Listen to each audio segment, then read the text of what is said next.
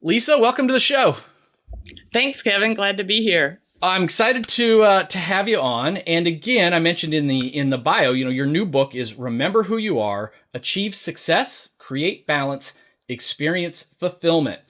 That's a lot, but what's sort of the big idea of the book? The big idea is really twofold. One, it started with complimenting other women beats competing with other women. Mm-hmm.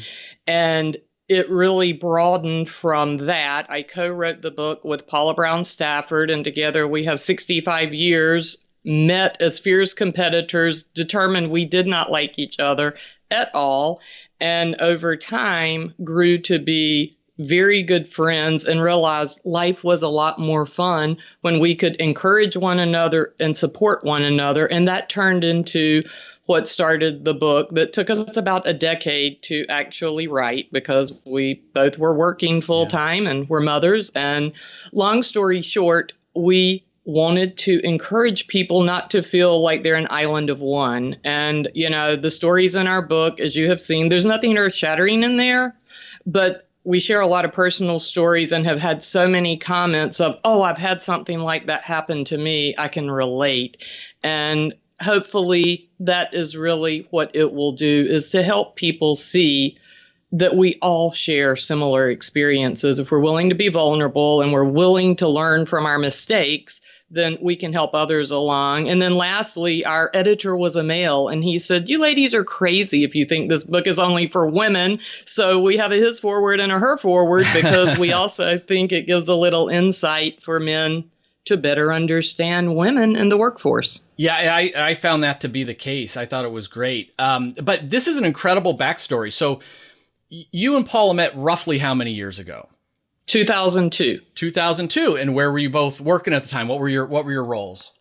We were both heads of global business development for the two largest drug development firms for Quintiles and PPD. So we were truly going after the same multi-million-dollar contracts. Right. So when you talk about being competitors, it wasn't that you were in the same company and kind of rivaling. You were literally corporate competitors and probably even bumped into each other coming and going on big pitches or something. We first met in the lobby of a major pharma company in New Jersey. I've had that happen many times myself, so I can relate. And so it's natural for you to see each other as rivals. And you said at first you really didn't like each other, didn't view each other as partners. Kevin, we didn't. We viewed each other literally as fierce rivals. Paula's a biostatistician by training. She was smart. She knew her business. I didn't want to go up against her when I was competing for business. And it was a gentleman, Alan, that knew both of us. And Alan continued to say, Lisa, you need to meet Paula. You'll really like her. And I'm like, no, thanks. I know Paula. And he was doing the same thing to her. And she was like, no way. I don't want to meet her. And finally, one day he came to me 2 years later and he said, please just meet Paula. And I said, if you promise to never mention her name to me again, I'll meet her. Yeah. And we agreed to go to lunch, Kevin, and then he didn't show up. So there she and I sat. And I think he planned that all along. I think he did too. He's a smart guy. And we found that the stories we shared, we could complete each other's sentences, that we shared a lot of things. And we certainly didn't divulge any competitive intelligence, but there was a bond. And then we quickly realized a point that you mentioned earlier, how often is that competitiveness geared toward people within your own company? Right. I mean, we should have been competitors. We were going against each other's companies, but we just found what we felt toward each other, we found inside the companies where we were working, and that's not the way it should be.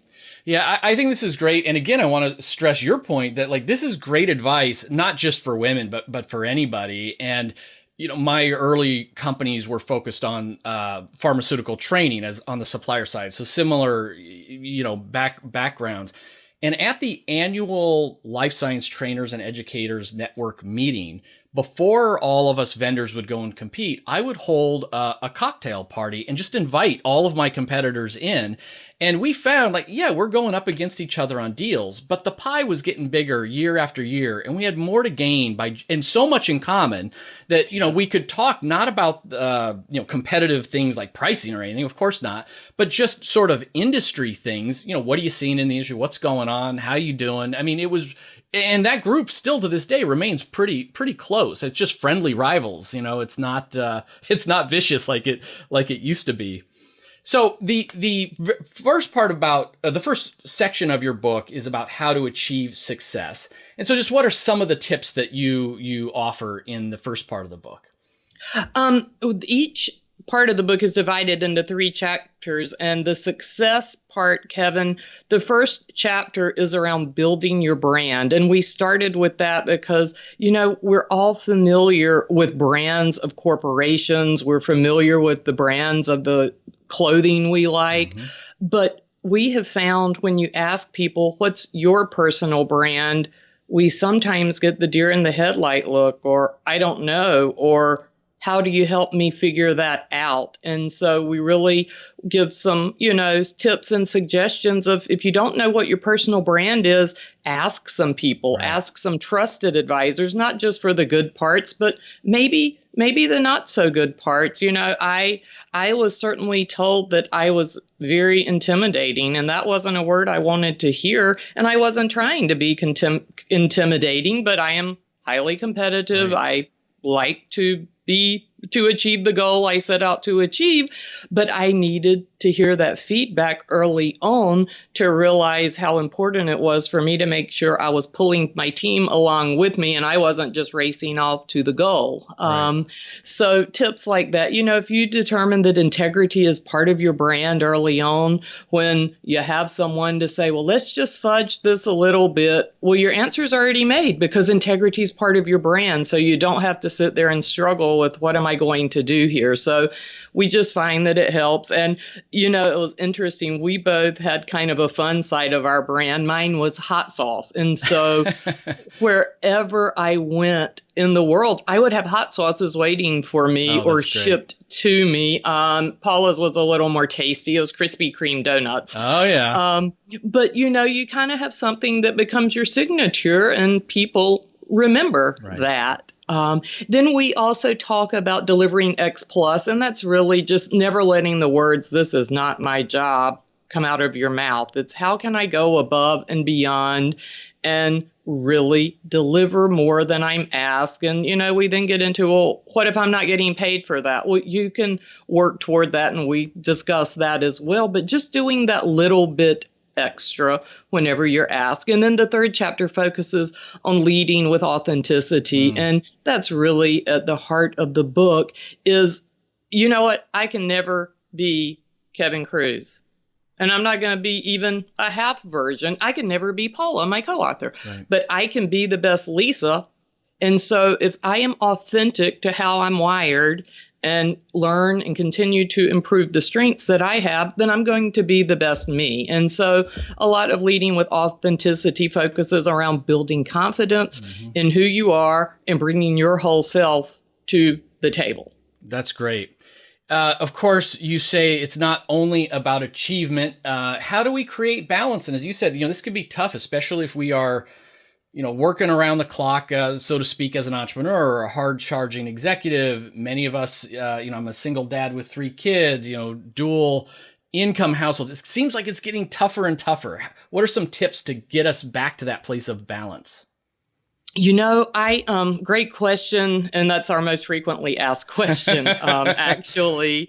And we both are moms of 2 and we're in dual career households and all of that, both empty nesters at this point. So we've survived it. Congratulations. Yeah, thanks.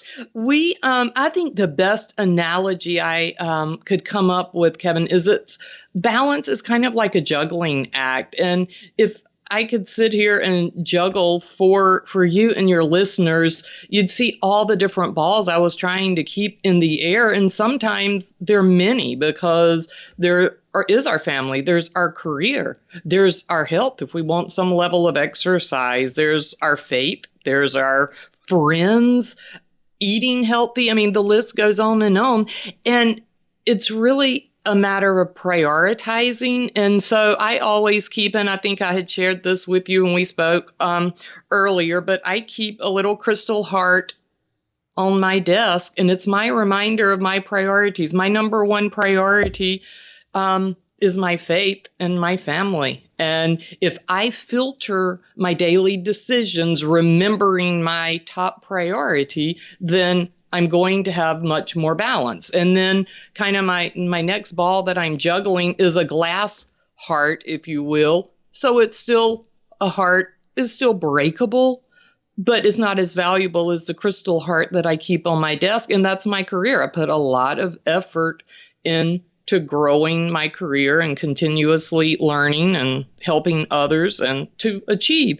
And then we have all sorts of rubber balls, the things that sometimes we can just get wrapped up in. We got to do this, or we got to go make sure we've got birthday cakes delivered to the school that were homemade or bought from this special deli. And you know what? Maybe we can zip down the street to Costco and pick up a great cake and deliver it and everybody's happy. Or we want to have a dinner party, but we somehow think it's got to be gourmet when ordering pizza is fine. And then finally, I would say we all can wind up spending, at least the people we talk to, a lot of times on lead balls. And I usually use a rock to visualize the things that can waste our time, like comparison. Comparison, you know, is only going to lead to despair. I mean, it doesn't mean we don't look at things and think, well, I'd like to get better, but comparison is the opposite of contentment or guilt and feeling guilty. And we have seen this, and studies have shown particularly women tend to feel guilty and apologize like, oh, I'm really sorry it's raining today. Well, we don't control that, you know, but just coming up with things. Well, I have to make a choice, a real big client presentation or missing my kid's soccer game. Well, maybe I've been to 6 of my kid's soccer games and I really have to go to this presentation. But on the other hand, maybe it's my kid's graduation and I'm going to miss the client meeting to do that. And so I could go on, but the point is if we could drop those lead balls and let them sit on the ground, we'll find a lot more minutes in our day. So it takes us kind of back full circle to filtering through our top priorities. And I think that that's the answer to finding balance, and it's different for each of us.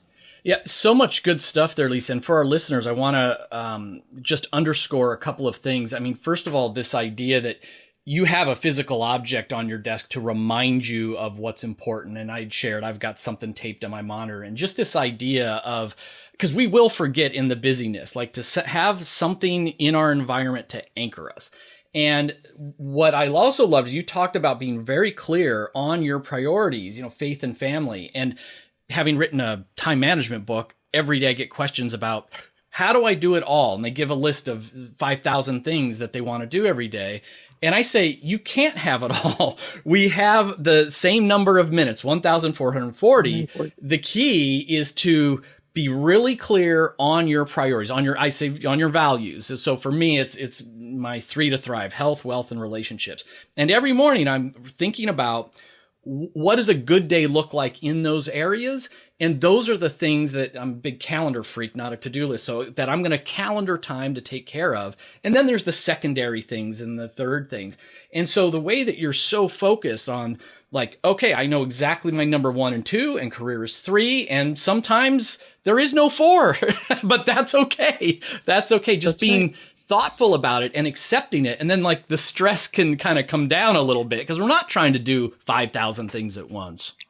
Well, right. And I think your point to calendar it, I am a big to-do list person, but I have learned, and we talk about this also, and remember who you are, is I have a to-do list and I know what I need to, I have a to-do list for what I'm doing the rest of this day, but I calendar things that I don't need to do today. And maybe I don't even need to do this week, but I don't want to forget. And so I think that's also a good point. And when you talk about calendaring it, it's putting it in the right perspective. You know, maybe I do need to take care of Thanksgiving lunch, but Right. that's 6 weeks away. So I don't need to carry it around just so I can check it off right now. So putting them out there and then glancing at it so that you can adjust. You just reminded me right before we went on the air here, my sister texted and asked me if I would do Thanksgiving this year. And I did not put a note or put it on my calendar. So now I'm going to have to go and do that. You got me going on that one. So let's just speak for a couple minutes about this idea of fulfillment. And I know I experienced as an entrepreneur, after I had achieved what I thought was success, I sort of felt a little empty and realized success is a little different than significance. And I had to work that out over a few years myself. What's the advice you're sharing on this topic of fulfillment? We all are wired for a sense of purpose. And often when we do achieve a high level of success, I think you're not the only one that is like, oh, maybe this isn't exactly all that I thought it was going to be. And I think when we can figure out that our purpose is greater than like achieving, an IPO or achieving the sale of a company or achieving whatever it is that's a business goal, is giving back. And giving back can take on so many forms. It could be mentoring. It could be being polite to the person at the grocery store that's checking you out. It could be working in a charitable organization. I think one of the things that has always stood out to me, Kevin, is a cancer charity that I work with. We grant wishes. It's sort of like Make-A-Wish, but it's for cancer patients over 18. And the very first wish we ever gave was to a mother who had never taken any of her children on a vacation. And we sent Yolanda and her 3 kids on a vacation. She passed away a few months after that.